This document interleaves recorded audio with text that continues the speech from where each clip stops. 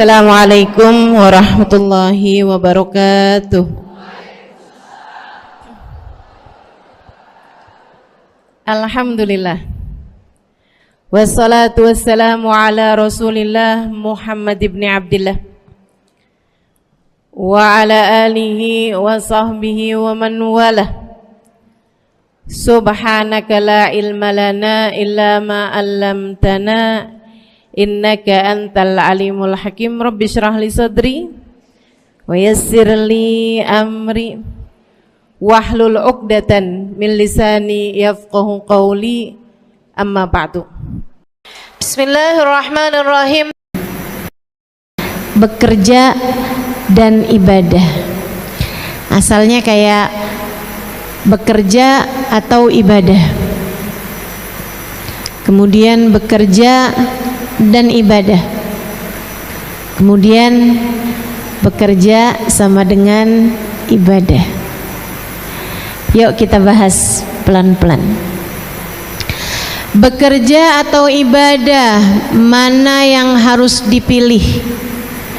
Tergantung dari keadaan masing-masing. Seorang istri yang dinafkahi secara cukup oleh suaminya, sementara ia memiliki anak-anak yang sangat memerlukan perhatian, kasih sayang, dan juga dekapan,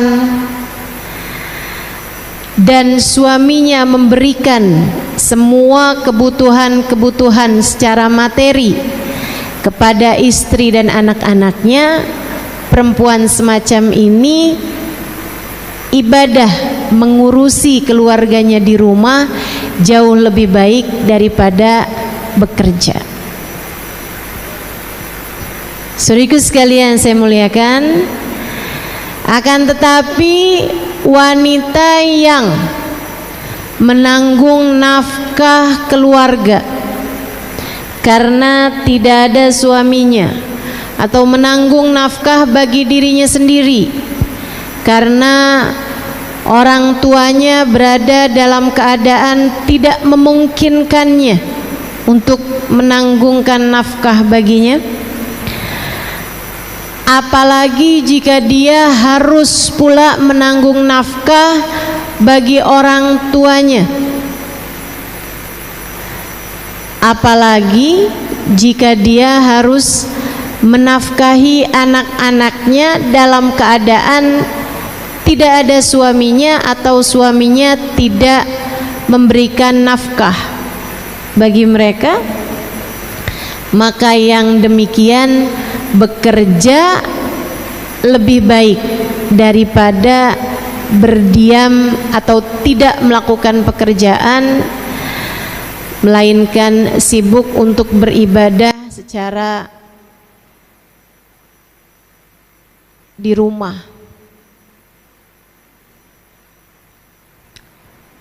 Saudaraku sekalian, kalau ada orang-orang yang menyatakan bahwa Islam tidak setuju wanita-wanita yang bekerja, apalagi doktrin-doktrin semacam Islam mendiskriminasikan kaum wanita, melarang mereka untuk bekerja, sehingga akhirnya banyak perempuan-perempuan yang hidup di bawah garis kemiskinan tidak mampu untuk membiayai kehidupan, menjadi tanggungan dan beban bagi keluarganya, apalagi jika ia telah memiliki anak dan sekarang menjadi janda misalnya. Ucapan-ucapan yang seperti itu sangat tidak bertanggung jawab, apalagi mengingat bahwa wanita salehah yang menjadi pilar agama ini, bahkan yang ditakdirkan Allah sebagai orang pertama yang masuk ke dalam agama Islam, yaitu Sayyidah Khadijah bintu Khuwailid, istri baginda kita Nabi besar Muhammad sallallahu alaihi wasallam, adalah seorang wanita yang bekerja. Jangan lupa itu. Sayyidah Khadijah, suri tauladan kita. Sayyidah Khadijah, Ummul Mukminin, ibu bagi semua orang yang beriman. Sayyidah Khadijah Al-Kubra, wanita agung, wanita besar, yang bahkan Nabi Muhammad menyampaikan tentangnya, walladzi ba'atsani bil haqqi nabiyya ma abdalani Allahu ta'ala bi khairin minha innaha amanat bihina kafara biyan nas wa a'tatni min maliha hina haramani nas wa razaqani minhal aulad duna ghairiha. Sungguh demi Allah, Allah tidak pernah menggantikan untukku wanita yang lebih baik daripada Khadijah. Ia adalah seorang perempuan yang beriman padaku di saat belum ada sesiapapun yang beriman. Dia adalah seorang yang memberikan hartanya padaku di saat belum ada sesiapapun mau mendukungku dengan hartanya. Dan Allah anugerahkan untukku anak-anak dari rahimnya yang tidak dianugerahkan dari selainnya. Wanita ini yang tak tergantikan di hati Nabi Muhammad ini adalah seorang perempuan yang bekerja. Saudariku sekalian yang saya muliakan, ada kemuliaan. Ada kemuliaan dalam bekerja, sebagaimana ada kemuliaan bagi yang juga tidak bekerja. Semua masing-masing mulia di tempatnya. Kalau kondisi mengharuskanmu berada di dalam rumah, menyelesaikan urusan-urusan rumah tangga, jangan cari-cari alasan untuk bekerja meninggalkan ibadah yang seharusnya kamu lakukan di rumah, dari mengurusi anak-anak dan mengurusi rumah tanggamu. Sebaliknya, jika keadaan memaksamu untuk bekerja, jangan cari alasan,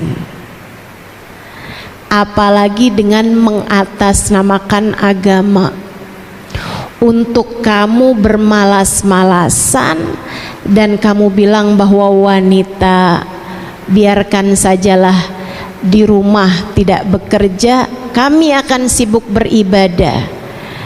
Kemudian kamu sibuk meminta-minta kepada orang lain dan mengatasnamakan kemalasanmu tersebut untuk bekerja sebagai sebuah bagian dari ibadah.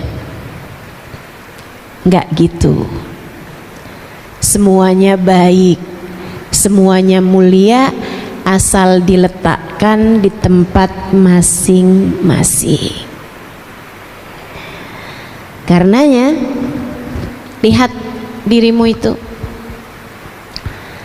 Sebenarnya saya bagusan kerja apa bagusan ibadah? Itu masing-masing tahu.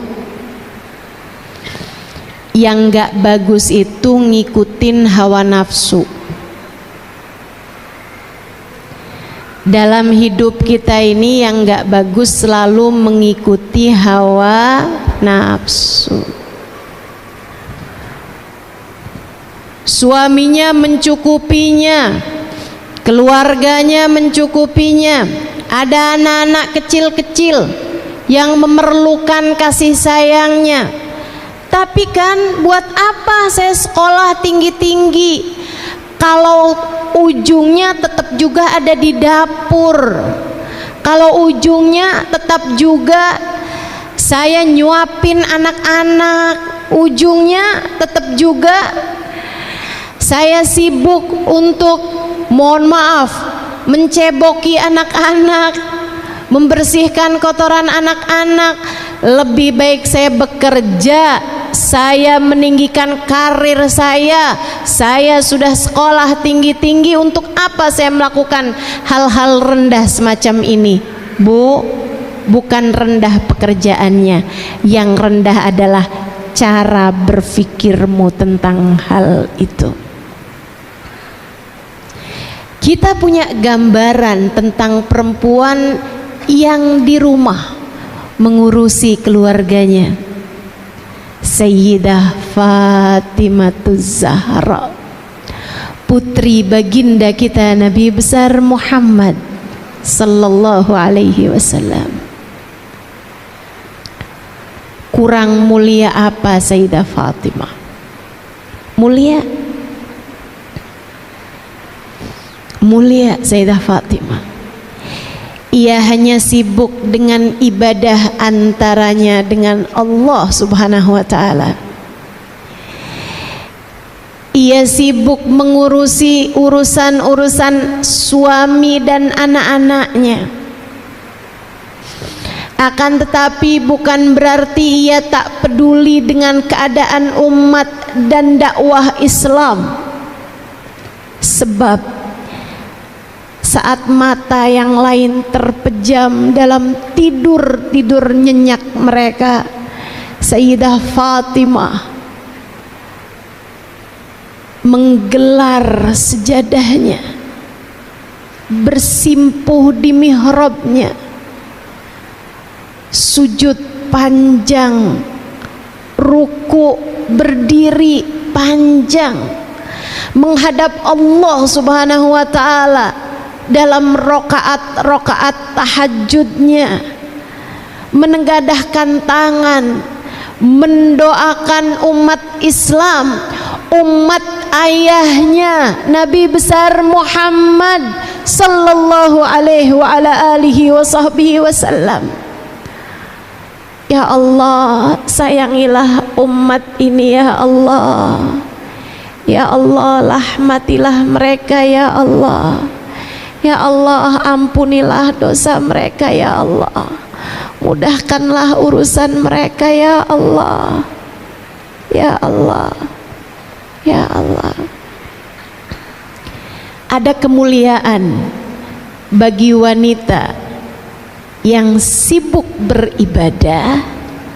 Ada kemuliaan bagi wanita yang sibuk bekerja, jika keduanya tidak mengikuti hawa nafsu.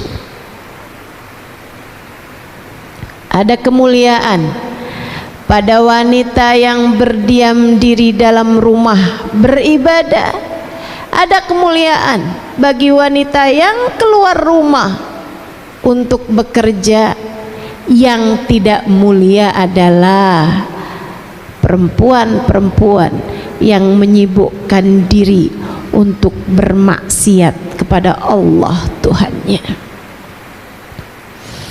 Yang gak mulia adalah perempuan-perempuan yang sibuk menghias-hiasi dirinya untuk berusaha mendapatkan simpati dan empati dari lawan jenisnya, yang bahkan kadang-kadang gak peduli apakah laki-laki tersebut sudah beristri ataupun belum.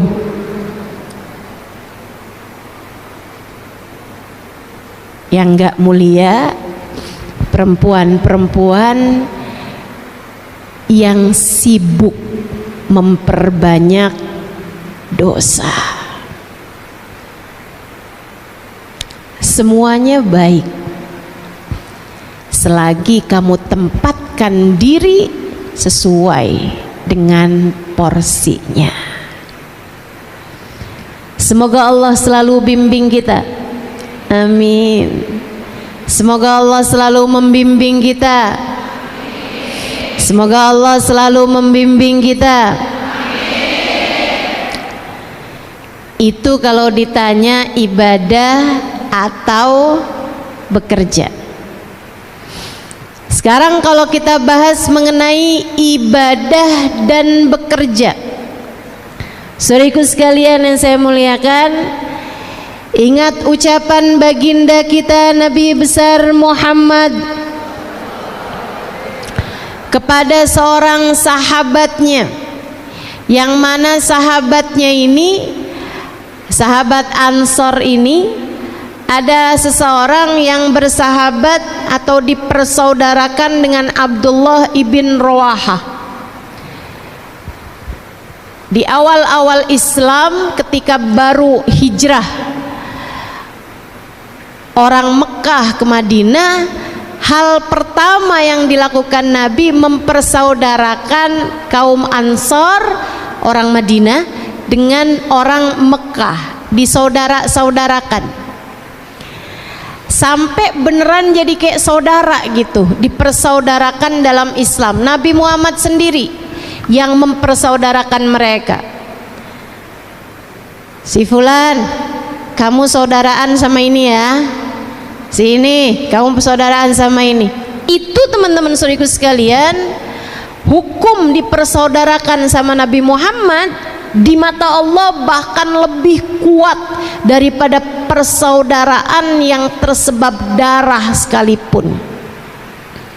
Satu kandung ama satu tangan dipersaudarakan sama Nabi lebih kuat yang dipersaudarakan sama Nabi. Abdullah bin Rawahah satu waktu mengunjungi saudaranya ini yang telah dipersaudarakan sama Nabi, ketemu sama istrinya sebelum turut ayat hijab. Tentu saja istrinya terlihat, istri saudaranya ini, karena istri saudara itu ipar itu bahkan yang saudara kandung sekalipun ipar bukan mahram. Tentu yang dipersaudarakan sama Nabi Muhammad ipar juga bukan mahram. Tapi ini belum turun ayat hijab, sehingga dia membuka wajahnya di hadapan Abdullah ibn Rawahah. Abdullah lihatnya, ya ampun kakak kok begini amat kak di rumah, nggak dandan, nggak mandi, tampangnya kucel, kumus, tampangnya bener-bener nggak terawat gitu, kelihatan banget nggak ngurusin badan, mukanya nggak dirawat, nggak wangi, bahkan cenderung bau macem-macem. Bukankah suami kakak ada di rumah? Si istri tersebut menjawab, dia bilang, ya kayak nggak tahu aja saudara kamu tuh, ada nggak ada saya kayak nggak ada bedanya. Saya ada seperti nggak ada. Dia itu kalau malam sholat nggak tidur sama sekali, kalau siang puasa nggak pernah sentuh saya sama sekali. Saya cuman yang bagian masak, nyiapin dia buka mesahur. Dia bahkan tidak melirik saya dari ujung matanya. Apa yang disampaikan perempuan ini diadukan oleh Abdullah bin Rawahah kepada Nabi Muhammad sallallahu alaihi wasallam. Ya Rasulullah, faqad zurtu akhi fillah, saya kemarinan mengunjungi saudara saya yang telah engkau persaudarakan di jalan Allah. Saya mendapati istrinya, diceritakan tuh, dan juga apa yang disampaikan oleh istrinya. Nabi kemudian memanggil laki-laki Ansor nih, sahabat Ansor ini, ditanya sama Nabi Muhammad, karena Nabi kalau mau negur, kalau mau menyampaikan sesuatu harus tabayyun terlebih dahulu, nyari kepastian, klarifikasi istilah orang zaman sekarang. Kata Nabi Muhammad, hal gumtal lailah kullaha, apakah kamu kalau malam bangun ibadah sholat di semua bagian malam gak tidur sama sekali? Dia menjawab, bala ya Rasulullah, betul wahai Rasulullah, saya kalau malam gak tidur sama sekali, saya sholat sepanjang malam wahai Rasul. Bangga.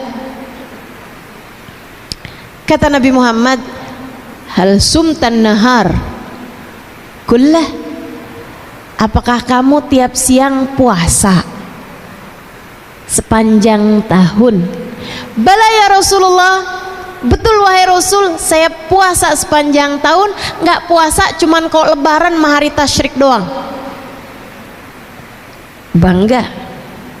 Disebutkan hal itu di hadapan Nabi. Nabi sudah klarifikasi kebenaran ucapan Abdullah bin Rawahah sekaligus kebenaran ucapan istrinya. Apakah kamu tidak pernah mendatangi istrimu? Tidak wahai Rasulullah. Nggak pernah berhubungan intim sama istrinya lagi sejak mulai mengenal Islam. Nabi kemudian berkata, innama ana atqakum walakinni agum wa anam walakinni asum wa aftur walakinni atazawwajun nisa. Kata Nabi, sesungguhnya saya adalah yang paling bertakwa di antara kalian. Artinya saya yang paling tahu jalan menuju surga, saya yang paling tahu jalan menuju Allah Subhanahu wa taala, saya yang paling ngerti beragama ini yang terbaik caranya kayak gimana. Walakinni agum wa anam, tapi saya di waktu malam ada tidurnya, panjang bangunnya. Ada tidurnya, ada bangunnya, kata Nabi. Ada tidurnya, ada sholatnya. Akan tetapi saya, kata Nabi, ada hari-hari saya berpuasa, ada hari-hari saya nggak puasa. Akan tetapi saya, kata Nabi Muhammad, menikah dan berhubungan intim dengan istri saya. Laki-laki tersebut menyadari kesalahannya. Kemudian ia berkata, jadi bagaimana saya seharusnya wahai Rasul?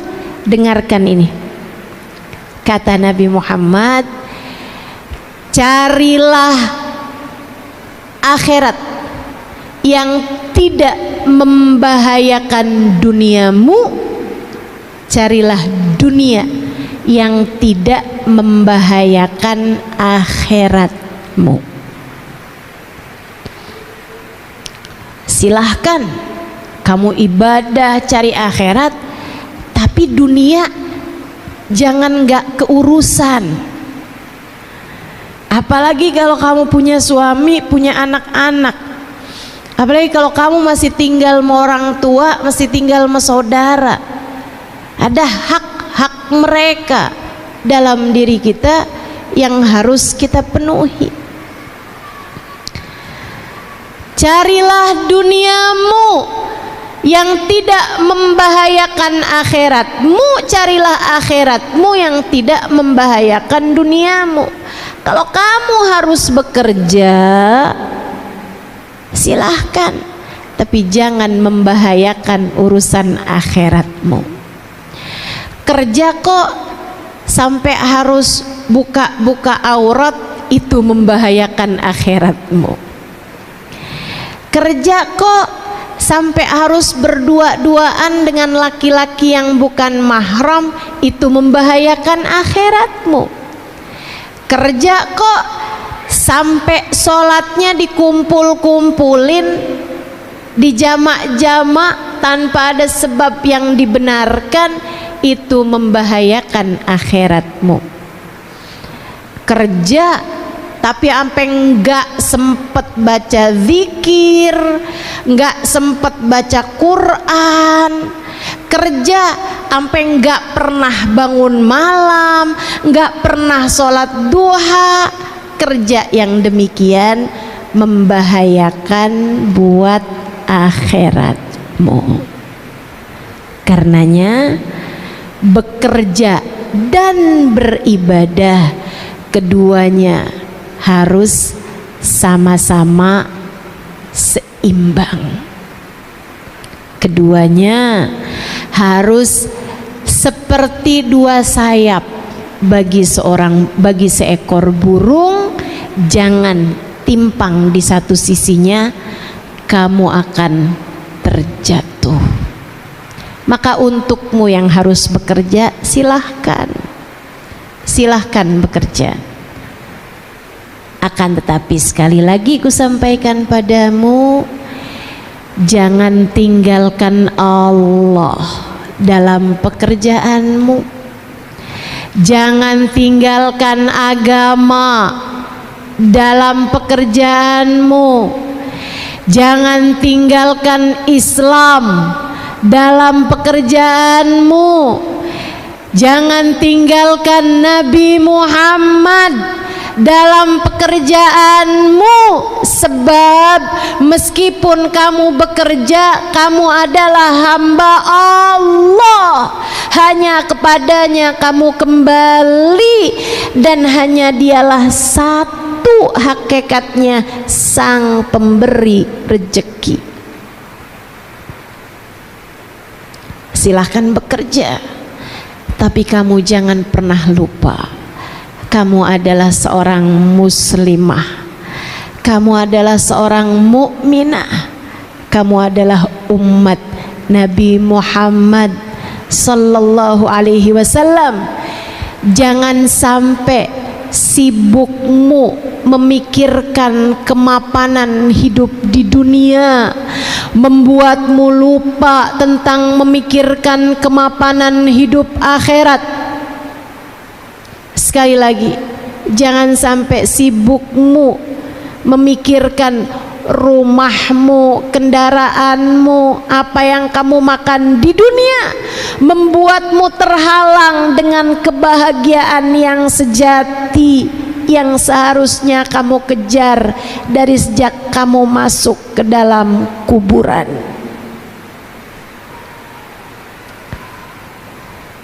Jangan sampai sibuk mencari bahagia dunia membuatmu lupa dengan kebahagiaan panjang di akhirat nanti.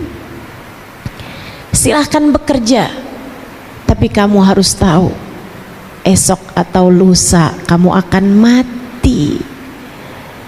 Wa khairuz zadit taqwa, dan sebaik-baik bekal adalah takwa.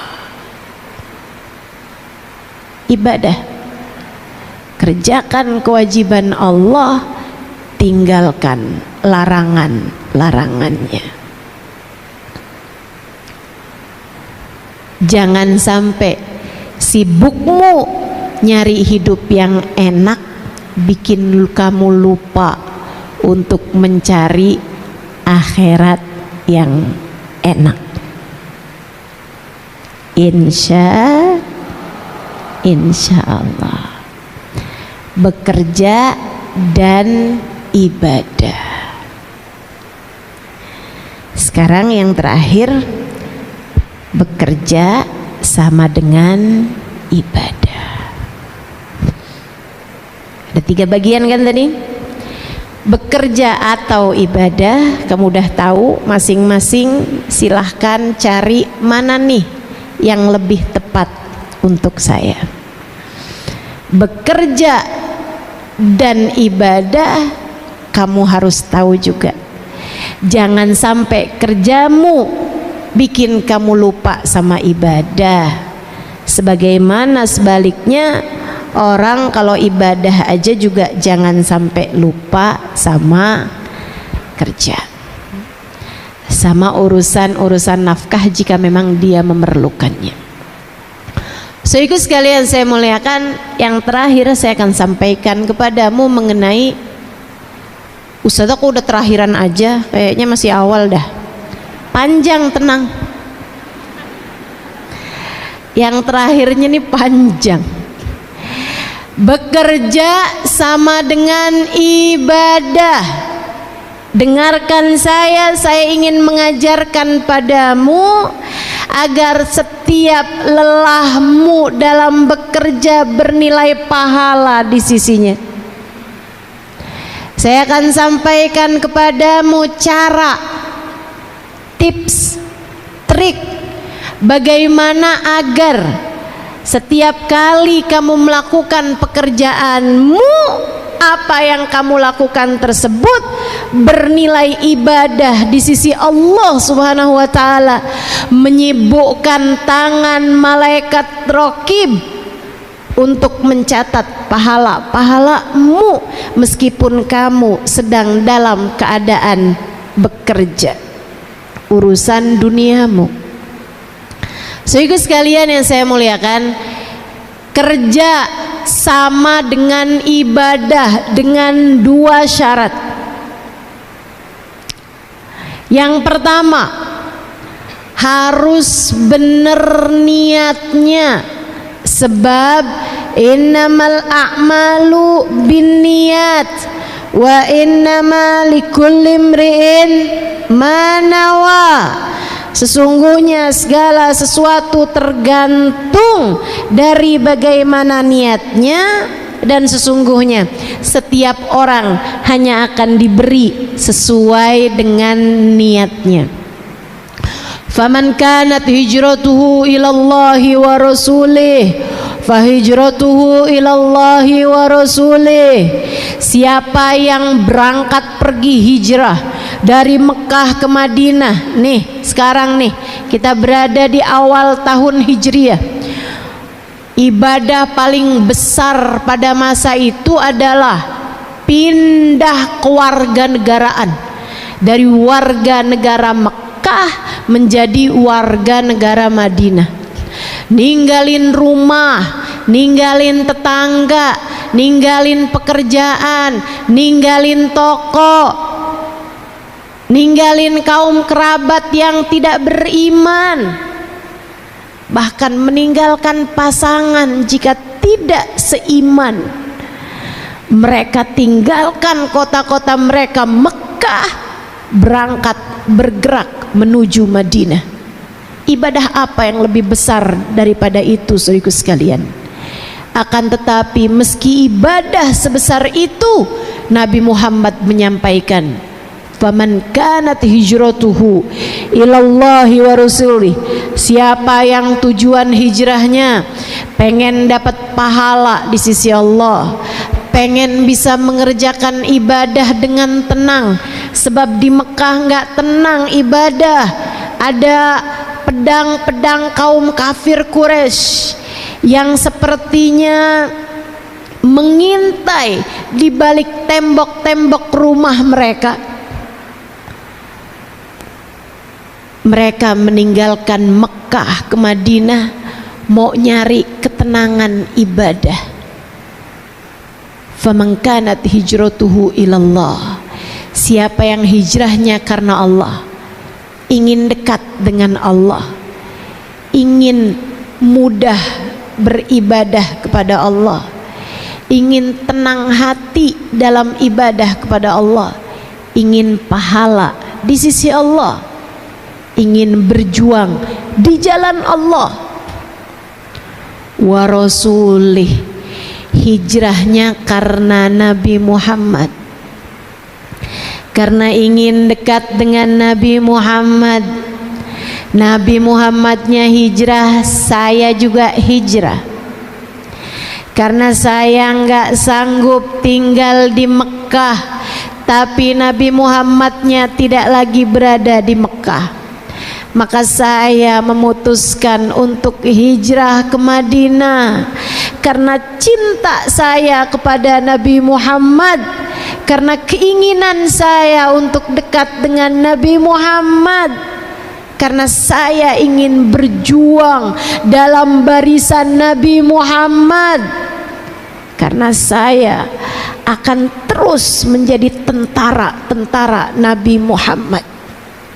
Faman kanat hijratuhu ilallahi wa rasulih.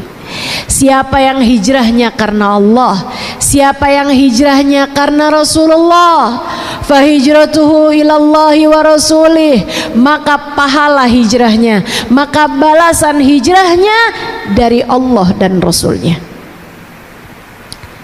Ada pahala dari Allah, ada kedekatan dengan Allah, ada cinta Allah, ada rahmat Allah, ada kebahagiaan akhirat Allah siapkan bagi mereka, ada surga sebagai balasan bagi mereka. Wa rasuli, hijrahnya untuk Rasulullah, maka ada balasan kedekatan dengan Rasulullah, ada balasan cinta dari Rasulullah, ada balasan kebersamaan kelak dengan Rasulullah, dunia sampai akhirat. Sebaliknya, faman kanat hijratuhu lid-dunya yusibuha, siapa yang hijrahnya melulu kepengen dapat dunia, hijrahnya nggak ada Allah-Allahnya, nggak ada Rasulullah-Rasulullahnya. Ngapain kamu ikutan berangkat nih? Orang-orang pada sibuk berangkat dari Mekah ke Madinah, kamu ikutan? Iya nih, kerja di Mekah nggak hasil-hasil, bangkrut mulu. Siapa tahu dah kalau dagang di Madinah nih, siapa tahu kurang banyak saingan, mudah-mudahan nih laku. Saya waktu di Mekah nih nggak pernah sempet punya rumah, harga tanahnya mahal.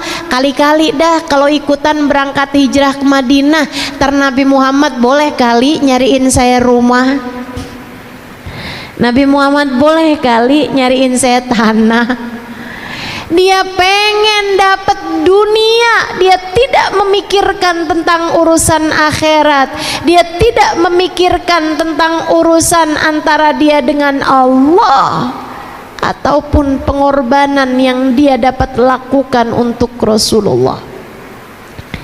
Melulu urusannya duit, melulu urusannya cuan, melulu urusannya keuntungan duniawi. Hati-hati adik-adik, kamu mungkin untuk terjerumus kepada hal ini. Siapa yang hijrahnya hanya karena dunia, sama halnya dengan siapa yang kerjanya hanya karena kepengen dunia aja, au imra'atin yang kihuha, atau dia hijrah karena kepengen bersama dengan perempuan yang ingin dia nikahi. Dia hijrah ke Madinah jauh-jauh dengan segala kelelahannya, bukan karena ingin bersama dengan Nabi Muhammad, melainkan karena ia ingin bersama dengan perempuan yang sedang dia taksir, namanya Ummu Gais. Fahijratuhu ila ma hajara ilaih. Kata Nabi, balasan hijrahnya, pahala hijrahnya hanya mendapatkan apa yang menjadi niatnya tersebut. Pengen dapat dunia, ya cuman dapat dunia aja, itu juga kalau dapat. Pengen dapat jodoh, ya udah balasannya cuman dapat jodoh aja, itu juga kalau dapat. Kalau nggak dapat, lalu walaleh, nggak dunia nggak akhirat, nggak ada yang dia dapat, percuma, sia-sia. Maka saudariku, untukmu yang bekerja, jangan sampai apa yang kamu lakukan di banyak tahun umur dalam hidupmu di dunia ini menjadi sesuatu yang sia-sia. Sebab kamu tidak sedang menjalani masa hidup percobaan, sebab kamu tidak punya umur cadangan. Umurmu yang sekarang kamu jalani, kehidupanmu yang sekarang kamu jalani, inilah yang nanti akan dihisab jam demi jamnya, bahkan menit per menitnya, bahkan detik per detiknya. Pastikan tak ada yang sia-sia. Pastikan tak ada yang sia-sia. Benahilah niatmu. Benerin niatmu teman-teman, benerin niatmu. Kamu bangun pagi bersegera untuk bekerja. Ada yang naik kereta, ada yang naik bis, ada yang naik sepeda motor, ada yang mungkin naik mobil. Kamu sibuk. Berapa jam dari waktumu yang kamu gunakan untuk bekerja? Dan alangkah sedihnya jika saat kamu menghadap Allah Subhanahu wa ta'ala, kamu ternyata tidak membawa bekal yang cukup untuk menghadap kepadanya. Karena begitu panjang waktumu untuk bekerja yang tidak bernilai ibadah. Jangan sampai kamu jadi kayak begitu. Sebab kalau kamu jadi yang kayak begitu, maaf ya, ini kerjaan bukan cuma untuk kerja orang yang kerjanya di perusahaan-perusahaan seperti dirimu ini, tapi semua pekerjaan. Mohon maaf, bahkan yang menjadi guru, bahkan yang bekerja menjadi ustazah di pesantren-pesantren, bahkan yang membangun pondok pesantren sekalipun, jika tujuannya bukan Allah dan Rasulnya, bersiaplah untuk kecewa. Bahkan yang kerjanya seperti saya misalnya, pegang mic di hadapanmu seperti ini, jika tujuanmu bukan Allah dan Rasulnya, apapun yang kamu kerjakan, bersiaplah untuk kecewa. Jika tujuanmu melulu uang, jika tujuanmu melulu keuntungan duniawi, jika tujuanmu adalah jabatan, nama baik, citra, jika tujuanmu hanya semacam itu, bersiaplah untuk kecewa. Bersiaplah untuk termasuk di antara kelompok orang yang apabila datang ajal menjemputnya, ia akan berteriak, Rabbirji'un la'alli a'malu salihan fima taraktu. Ya Allah, kembalikan aku ke dunia, aku akan kerjakan ibadah yang sempat aku tinggalkan. Kalla innaha kalimatun huwa qailuha wa min waraihim barzakhun ila yaumi yub'atsun. Allah mengatakan enggak ada, itu hanyalah ucapan kosong belaka, tidak akan pernah aku ijabah. Itu hanyalah sekedar kata-kata yang tak pernah aku kabulkan. Waktu hidupmu di dunia telah habis, kamu gunakan untuk sekedar mencari keuntungan-keuntungan duniawi. Kamu lupa bahwasanya kepada akulah kamu seharusnya kembali. Kamu lupa hidupmu dariku, dan hanya kepada aku tempatmu kembali. Wa min waraihim barzakh. Sekarang silahkan menjalani kehidupanmu di alam barzakh ila yaum yub'atsun, sampai hari mereka dibangkitkan. Kamu, saya, kita semua jangan sampai ada yang menyesal. Sebab sekali lagi kita tidak sedang menjalani masa hidup percobaan. Gak ada di antara kita yang lagi magang di dunia ini, teman-teman. Gak ada. Gak ada. Semuanya sudah sedang bekerja.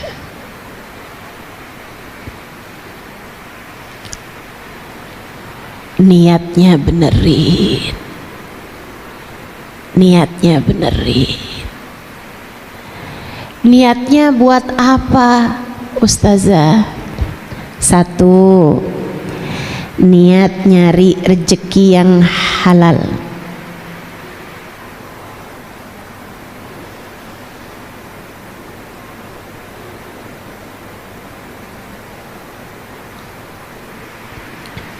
Kamu bisa aja kerja yang haram, bisa. Kita semua bisa kerja yang haram. Deketin laki-laki berduit, modalnya palingan lipstick, make up, baju seksi, murah modalnya. Agak mahalan dikit mungkin operasi plastik,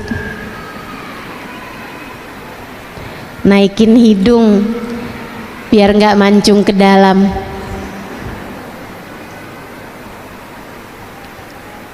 Tapi kamu tidak memilih itu. Kenapa? Sebab kamu hamba Allah. Sebab kamu hamba Allah.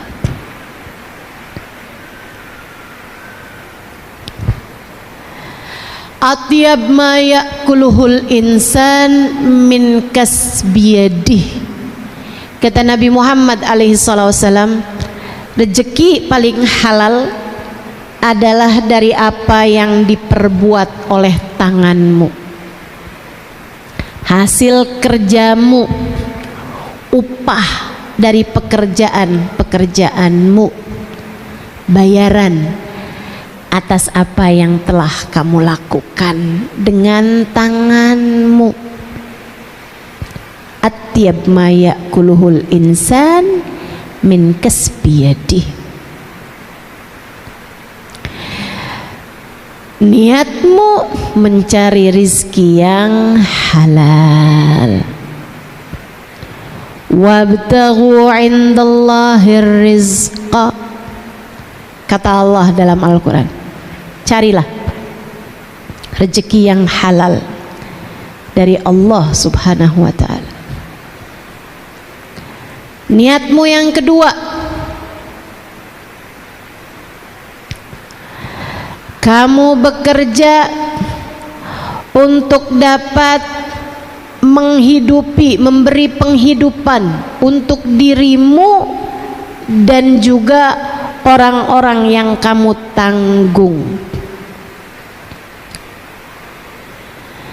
Menafkahi dirimu dengan rizki yang halal membuatmu terhormat, teman-teman. Sebab Islam tidak pernah merestui pengemis. Islam tidak pernah menyukai orang yang minta-minta. Itu adalah sehina-hina apa yang dapat dikerjakan oleh seseorang. Sampai Nabi Muhammad bilang, kalau ada orang naik kuda, kuda itu binatang paling mewah. Kalau ibarat sekarang, kalau ada orang naik Mercy, kemudian turun dari Mercy-nya dan minta kepadamu, kasih. Ada orang turun dari kudanya, kemudian dia meminta kepadamu, kasih. Kenapa gitu Rasul? sebab ia telah menghinakan dirinya dengan meminta-minta. Jangan hinakan lagi dia dengan tidak diberi. Pekerjaan paling hina, kalau sampai kamu datang mengetuk rumah saudaramu, terus kamu bilang sambil gosok-gosok dengkul, Kak atau Bang, uang SPP sekolah naik, atau beras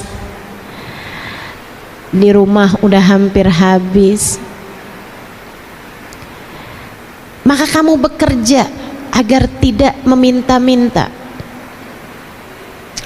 Kamu niat untuk itu, niat menjadi afif, niat menjadi aziz, niat menjadi seorang yang memiliki harga diri. Sebab meminta-minta adalah sehina-hina pekerjaan. Sebab meminta-minta adalah pekerjaan seseorang yang tidak punya harga diri.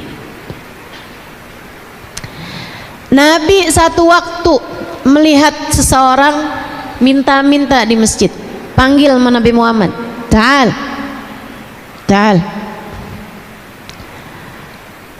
kamu punya apa di rumah?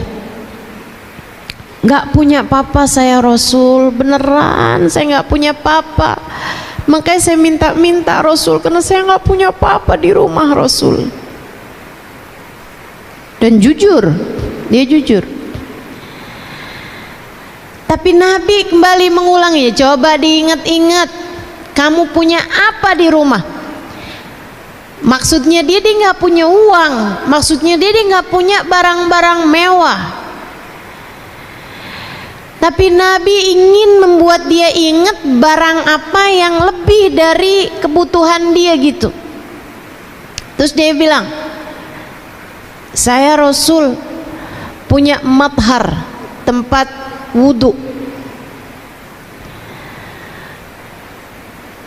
dan saya juga Rasul punya piring tempat makan lebih, misalnya kayak dia mestinya cukup dengan satu tapi ini punya dua gitu, atau dia perlunya dua punya tiga gitu.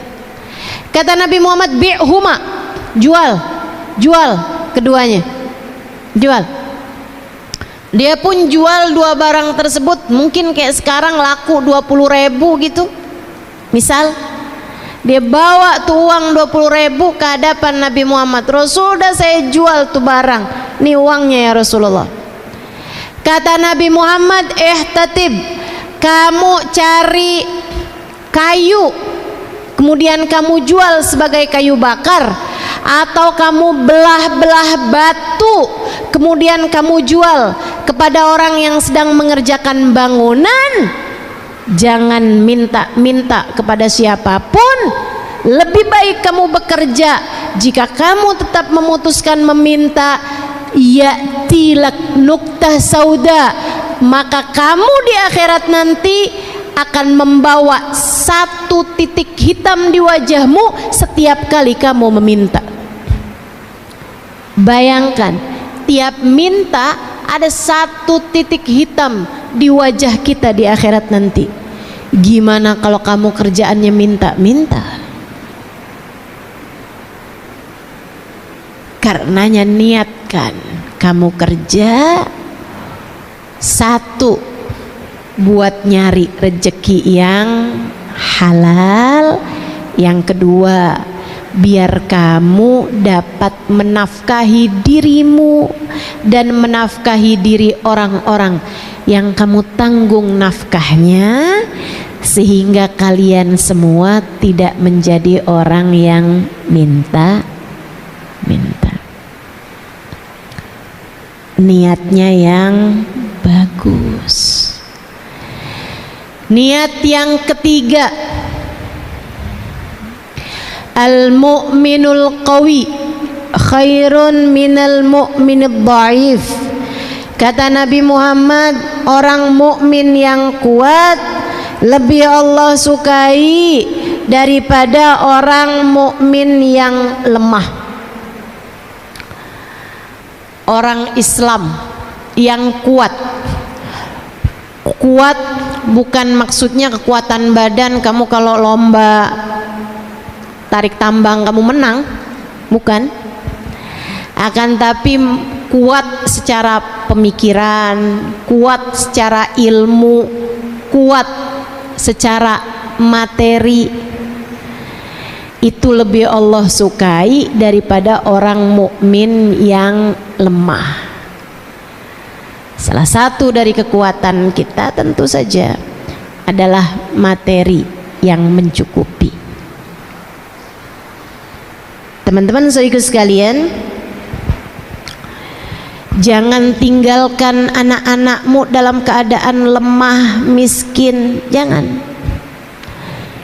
Jangan juga biarkan dirimu hidup di bawah garis kemiskinan, karena itu Islam ada syariat untuk zakat.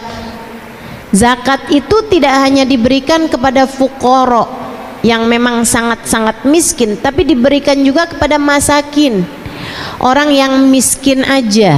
Kalau fakir tuh orang miskin banget. Itu dua-duanya harus sama-sama diberi. Kalau orang yang miskin banget dikasih zakat, tujuannya biar dia naik jadi miskin aja, nggak miskin banget. Kalau orang miskin aja tetap dikasih zakat, tujuannya biar apa? Biar dia naik dari garis kemiskinan menuju kepada kecukupan. Bagaimanapun, orang mukmin yang kuat secara ekonominya lebih baik, sebab dia dapat membantu yang lemah.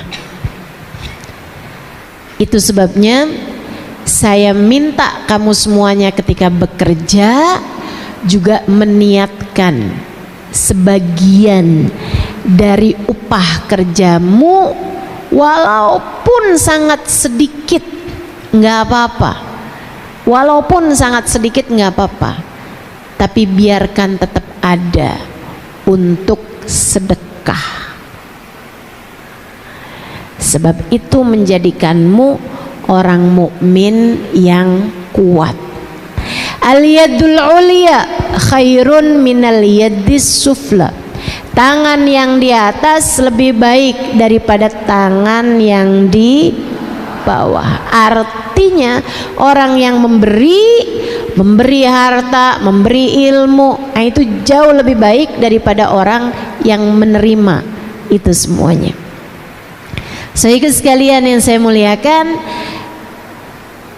belajar buat menyisihkan. Enggak harus misalnya 5%, apalagi 10%, kebanyakan. Mulai aja dari seukuran zakat 2,5% dari apa yang kamu jadi uang gajimu itu, sebagiannya kamu pakai untuk bersedekah. Begitu, insya Allah. Saya niat kerja saya ini biar saya bisa bantu orang. Saya niat dengan kerja saya ini saya bisa jadi bantu anak-anak saya untuk sekolah di sekolah yang bagus, untuk pondok pesantren, untuk bisa bayar sama guru-gurunya, untuk bisa beliin kitabnya, untuk bisa beliin keperluan-keperluannya. Orang mukmin yang kuat lebih baik daripada mukmin yang lemah. Itu niatmu dalam beribadah, insya Allah. Sekarang kita akan bahas mengenai caramu dalam bekerja. 1, Jangan tinggalkan kewajibanmu kepada Allah. Kerja silahkan, tapi sholat jangan sampai tertanggalkan. Kamu kerja silahkan, tapi jangan sampai sholatnya kamu tinggalkan. Guru saya Sayyidil Habib Umar bin Hafid menyampaikan, dengerin ini penting, kalau kerja membuat kamu meninggalkan yang wajib, uang yang kamu dapat tidaklah uang yang halal. Nanti uangnya hanya akan terpakai untuk kemaksiatan dan dosa-dosa. Hati-hati, hati-hati. Katanya Habib Umar bin Hafid seperti itu. Kalau ada pekerjaan membuatmu meninggalkan perintah Allah Subhanahu wa taala, maka tidak ada kehalalan dalam apa yang kamu dapatkan tersebut. Beliau kemudian melanjutkan, jika pekerjaanmu membuatmu meninggalkan perkara sunnah yang biasa kamu lakukan, maka tidak ada keberkahan pada uang kamu tersebut. Dulu sebelum punya toko, sholat tahajud nggak tinggal, sholat duha nggak tinggal misalnya. Atau kamu nih sebelum kerja di perusahaan ini, sholatmu rapi, habis selesai sholat ada zikirnya, subhanallah 33 kali, alhamdulillah 33 kali, Allahu Akbar 33 kali. Kamu berdoa, kamu baca ayat kursi, Masya Allah. Begitu kamu mulai kerja, jangankan zikir sesudah sholat, kadang-kadang belum salam aja udah buru-buru berdiri, salam buru-buru, sholatnya udah kayak capung cebok kata orang itu ya, cepet banget gitu, cepet banget sholatnya, ruku, i'tidal, sujud cepet banget. Tanya sama orang, kamu kok sholat cepet banget? Iya udah hafal.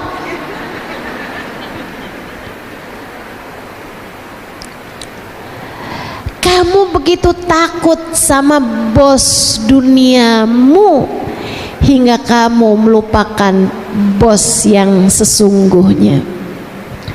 Kamu begitu takut dengan atasanmu di dunia hingga kamu lupa kepada atasanmu yang sesungguhnya. Kamu begitu takut sama pemilik perusahaanmu. Kamu takut diberhentikan dari pekerjaan, membuatmu tidak takut diberhentikan, diusir dari rahmat pemilik dunia dan seisinya. Hati-hati, hati-hati. Yuk belajar, kerja, tahajud jangan tinggal. Kerja, duha jangan tinggal. Kerja silahkan kerja, zikir-zikirmu jangan tinggal. Kerja boleh aja, sholawatanmu semestinya juga jalan terus, insya Allah. Jelas? Setuju? Mau diamalkan? Nomor 1. Nomor 2, caramu bekerja. Jangan karena pekerjaanmu kamu mengerjakan hal yang diharamkan Allah. Tetaplah istiqomah di jalan Allah. Kalau gara-gara pekerjaan kamu jadi mengerjakan yang haram, tinggalkan pekerjaanmu, Kak. Tinggalkan pekerjaanmu, Dek, cari kerjaan yang lain. Tenang, Allah punya berjuta-juta cara untuk memberi rezeki kepada hamba-hambanya. Kalau pekerjaanmu membuatmu jadi mengerjakan yang haram,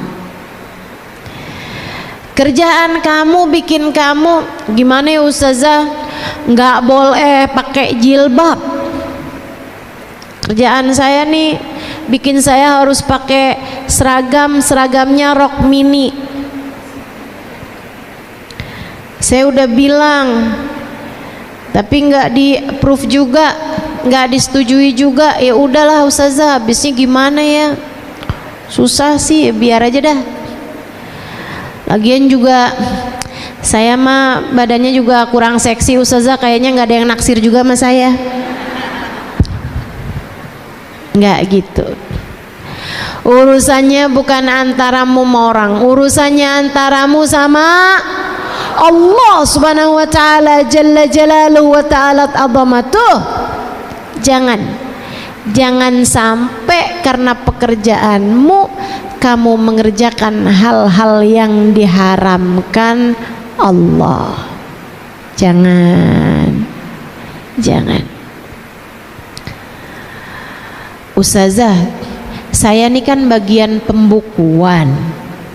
Itu sering banget dah Ustazah diminta buat nulisin anggaran yang sebenarnya nggak ada, fiktif gitu Ustazah. Gimana ya Ustazah, kalau nggak nurut ntar saya dikeluarin. Kalau saya nurut kan haram ya Ustazah. Itu nanti biasanya Ustazah saya tuh juga dikasih bonus. Sayang nggak sih sama bonusnya?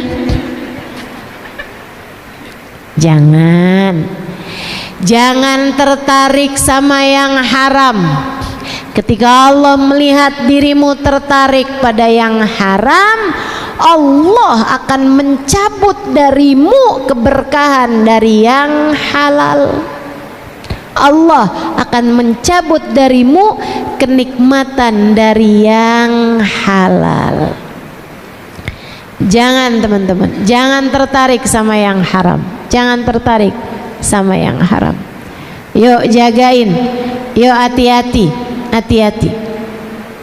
Yang benar kerjanya, yang benar.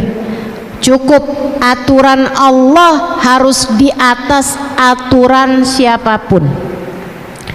Aturan Allah harus di atas aturan siapapun. Saya mau cerita nih. Ada ceritanya orang yang kerja di bar. Namanya apa tuh? Yang ya bartender yang ngeracik minuman haram ya, minuman beralkohol diracik-racik. Kerja di Mesir, di sebuah hotel di Mesir, sebuah hotel bintang 5 di Mesir. Ada barnya, dia kerja di situ, dia sholat dan dia bahkan nggak minum minuman keras tersebut, dia nggak minum. Cuman dia memang bisa gitu ngerjain itu semuanya. Jadi dia hari-hari kerjaannya gitu. Kemudian di hotel tersebut juga ada banyak hal-hal haram lainnya. Bikin party, bikin ya dengan minuman keras, dengan perempuan-perempuan seksi, dengan segala macam lah yang haram-haram. Ada judi, ada macam-macam. Di hotel-hotel tersebut juga lengkap dengan hiburan-hiburan banyak terdiri dari hal-hal yang diharamkan. Satu waktu Syekh Mutawalli Sya'rawi datang ke sana. Ini cerita saya dengar dari seorang syekh, salah satu dari ulama yang ada di Jordan, namanya Syekh Aun Al-Qudumi. Dia satu waktu ada ceramah di YouTube yang saya dengerin gitu. Maaf ya dalilnya dari YouTube. Tapi ini saya kenal sama beliau. Syekh Al-Qudumi ini salah satu dari orang yang juga berguru kepada Sayyidil Habib Umar bin Hafid, guru saya, guru kami, guru kita semua ya. Syekh Aun cerita, kata Syekh Aun, saya ada ketemu sama seorang manajer di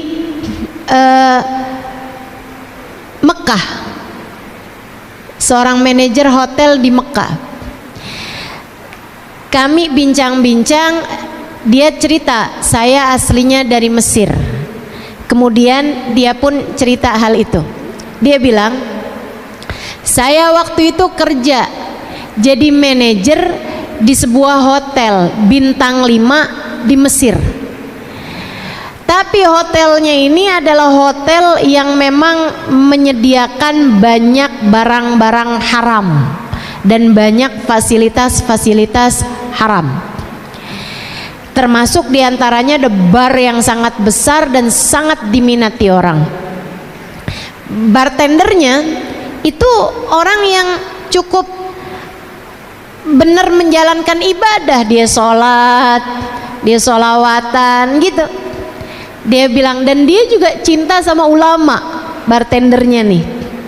Satu waktu hotel kami kedatangan Syekh Mutawalli Sya'rawi, salah satu ulama terkemuka pada zamannya, ahli tafsir yang saya sering dengerin kajian tafsir beliau.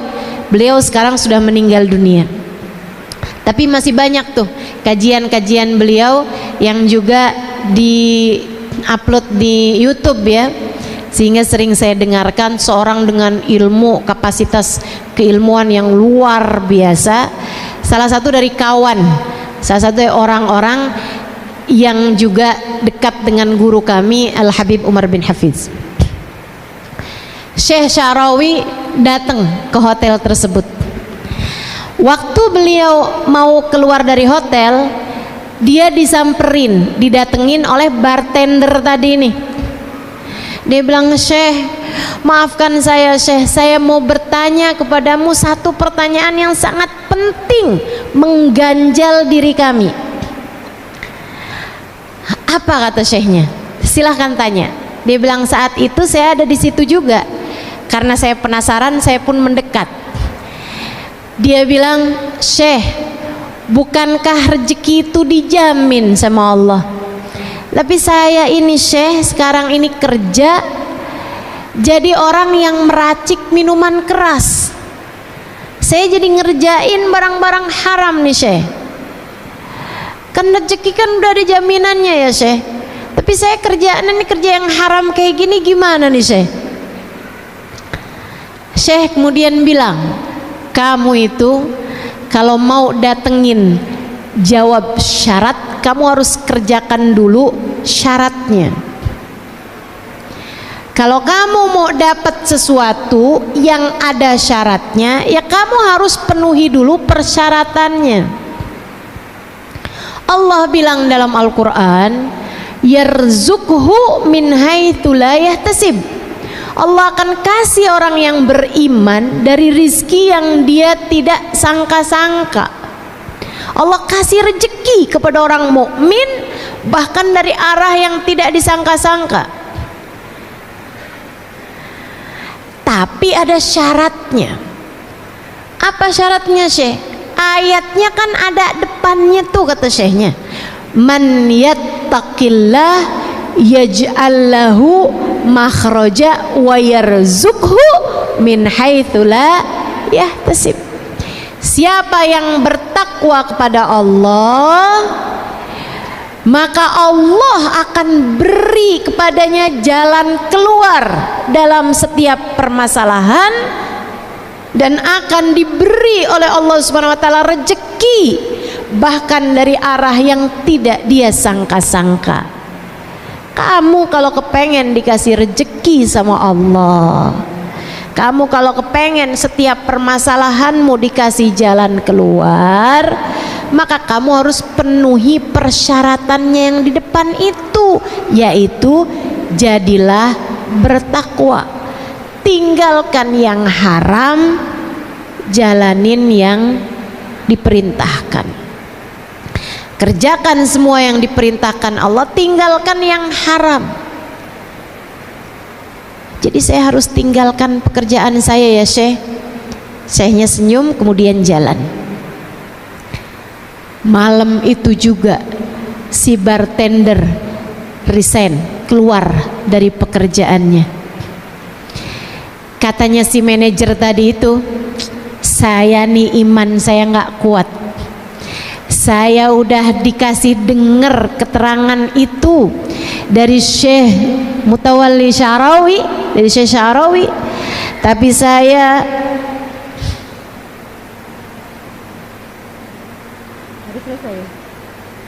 baik, saya akan cepetin. Tapi saya nih katanya hati saya belum kuat juga ngerjainnya. Jadi akhirnya saya kemudian tungguin. Dia bilang, saya tungguin aja. Saya tungguin sampai saya juga nggak enak hati gitu juga. Akhirnya saya mulain tuh lamar-lamar pekerjaan-pekerjaan, nggak ada yang hasil. Dia bilang 3 bulan kemudian bartender temen saya itu, dia bilang datang ke hotel dengan bawa mobil. Saya tanya sama dia, itu mobil siapa, mobil atasan kamu? Dia bilang enggak, mobil saya. Dia bilang sesudah saya kerjakan apa yang Syekh Sya'rawi sampaikan, Allah gantikan pekerjaan haram saya dengan pekerjaan halal yang jauh lebih berkah, sampai saya akhirnya bisa kebeli mobil. 3 bulan aja.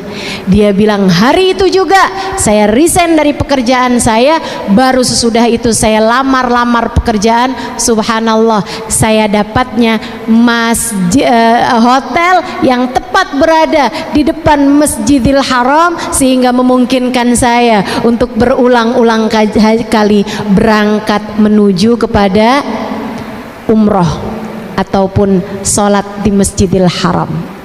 Masya Allah. Jadi teman-teman saya sekalian, kerjakan perintah Allah. Yang pertama itu kan ya, jangan sampai pekerjaan membuatmu meninggalkan perintah Allah.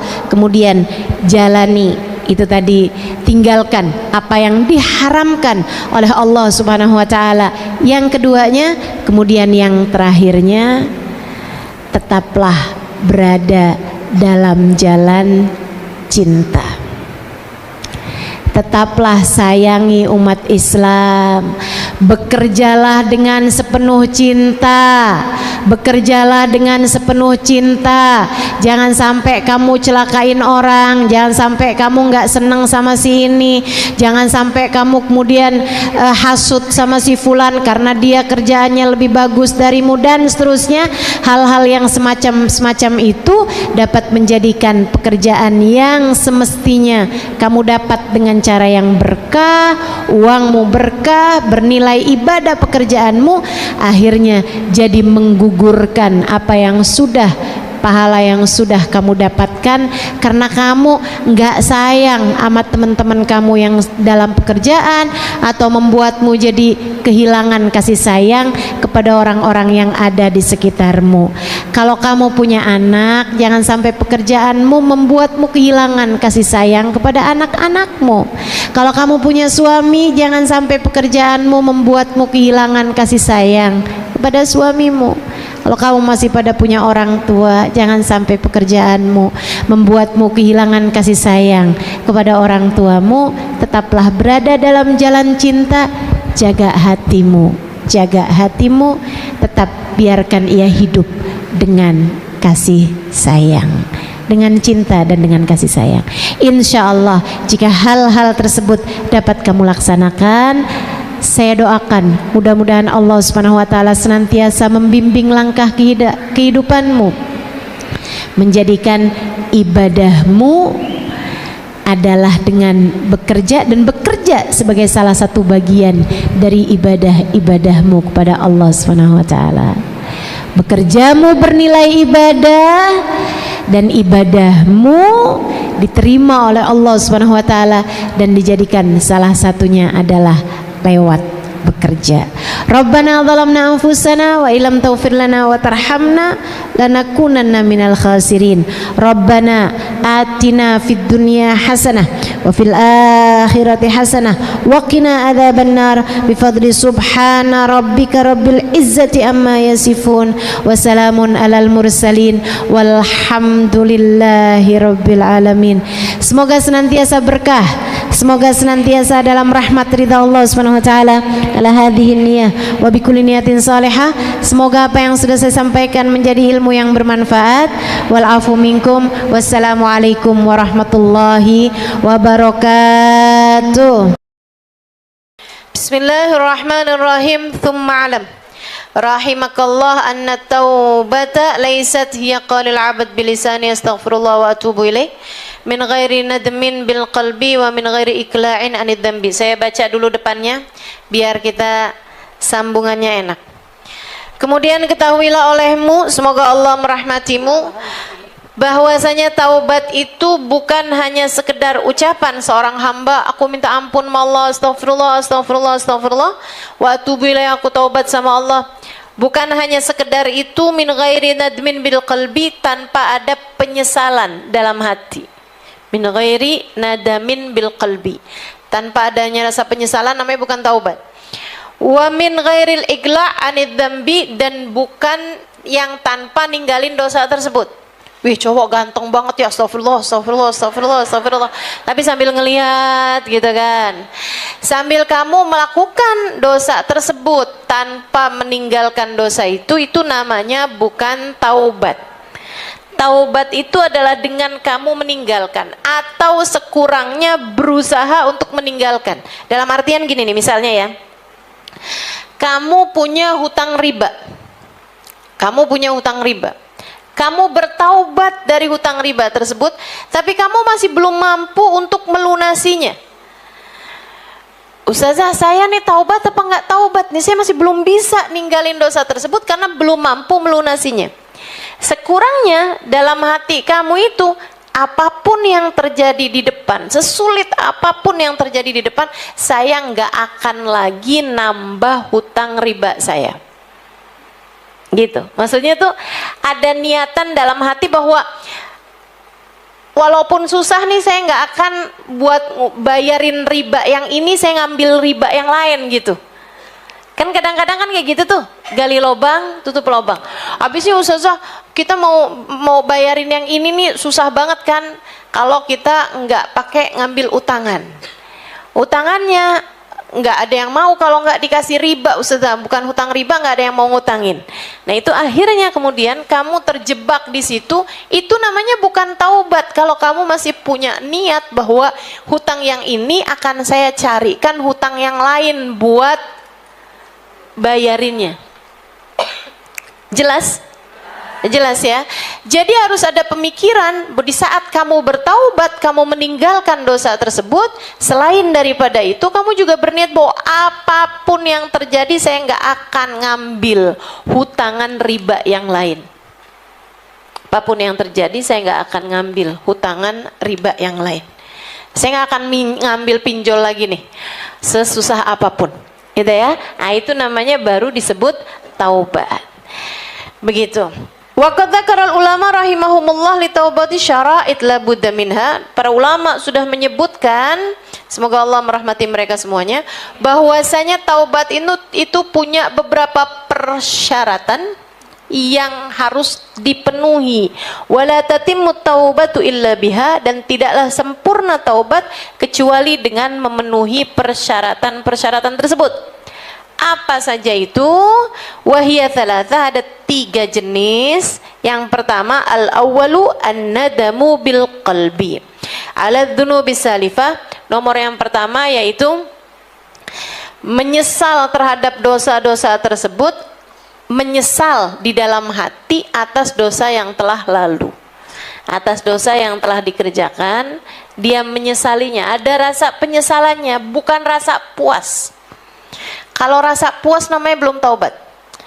Begitu udah tua gitu kan, ternyata udah memang lemah begini begitu segala macam, ya nggak apa-apa lah, saya sih nggak akan pacaran lagi ya, kita udah puas alhamdulillah. Kayak alhamdulillah pula. Zaman muda udah pernah tahu rasanya gitu kan. Saya sih mulai sekarang nggak akan lagi tuh masuk-masuk ke tempat-tempat yang maksiat misalnya gitu. Udah pernah, udah puas, saya udah cukup di masa muda, saya udah cukup. Nah itu kalau tanpa didasari rasa penyesalan gitu ya, itu namanya bukan taubat. Ya ninggalin aja, tapi bukan taubat. Taubat itu an-nadam. Taubat adalah penyesalan. Sampai-sampai Nabi Muhammad menyebutkan an-nadam taubah, kata Nabi Muhammad. Penyesalan adalah taubat. Jadi rasa nyesel itu yang namanya taubat gitu. Harus didasari dengan rasa penyesalan. Ya ampun, kok dulu kayak gitu ya saya ya. Astagfirullah ya Allah, nggak akan lagi ya Allah kayak gitu ya Allah. Tolong bantuin saya, biar saya nggak lagi mengerjakan dosa-dosa tersebut ya Allah. Gitu, itu namanya taubat. Habis marah-marahin suami, malam-malamnya bilang, saya besok-besok nggak akan marah lagi, saya udah puas, udah cukup dah saya rasa. Gitu ya. Nah itu namanya bukan taubat tuh. Kalau udah ada rasanya itu bukan nyesel, akan tetapi merasa puas atau merasa lega karena udah pernah ngerjain kayak gitu. Sekali lagi itu namanya bukan taubat. Taubat adalah an-nadam bil qalbi, menyesal di dalam hati. Atsani al-igla' anid dzambi, yang keduanya yaitu, dan oh ya, nyesel di hati ini teman-teman saudaraku sekalian, itu tidak harus kamu sampaikan dengan lisan kamu, apalagi di hadapan orang-orang. Kalau di hadapan orang-orang itu seharusnya kamu malah menutup-nutupi dosa-dosa kamu. Jangan sampai kamu cerita nih sama anak nih, dulu ya nak, mama tuh nak pacaran sama bapak kamu tuh begini begitu cerita gitu kan. Mamah nyesel nak, tapi ya kalau nggak kayak gitu juga nggak ada kamu ya nak kan. Nggak usah, teman-teman sekalian, dosa tuh nggak usah kamu sampaikan. Walaupun kamu senyesel apapun gitu kan, nggak usah kamu ceritakan sama orang. Kenapa? Takutnya nih. Perhatian, buat orang-orang yang suka nyeritain dosa-dosanya, nih sekarang nih ngeri banget. Orang tuh begitu gampang menceritakan tentang dosa-dosa yang telah dia lakukan. Di media sosial banyak banget, entah itu dalam ranah penyesalan, apalagi dalam ranah pamer. Ngeri banget pamer kok sama dosa. Pamer tuh prestasi, itu aja segitunya nggak pantas kamu pamerin. Ini kok dosa bisa-bisanya pamer gitu kan? Ya Allah, serem banget teman-teman saudaraku sekalian. Makanya mudah-mudahan Allah Subhanahu wa taala bisa bikin kita berhati-hati dengan hal-hal yang semacam ini. Nah, buat orang yang suka menceritakan dosanya, jangan ya Dek ya. Jangan ya. Tapi ini saya kasih tahu aja, yang suka nyeritain dosa, khawatir terjadi yang seperti ini padamu. Di akhirat nanti Allah tutupin aib-aibmu. Tiba-tiba ada nih netizen. Ada nih tetangga kamu, teman-teman kamu yang memang waktu di dunia pernah kamu ceritakan mengenai dosa-dosamu. Dia kemudian protes sama Allah. Ya Allah, yang dia berdua-duaan di kursi bioskop, kok nggak ada? Padahal dia ceritakan dan kami semua mendengarkannya. Ya Allah, itu yang dia begini, yang dia begitu kok nggak ada?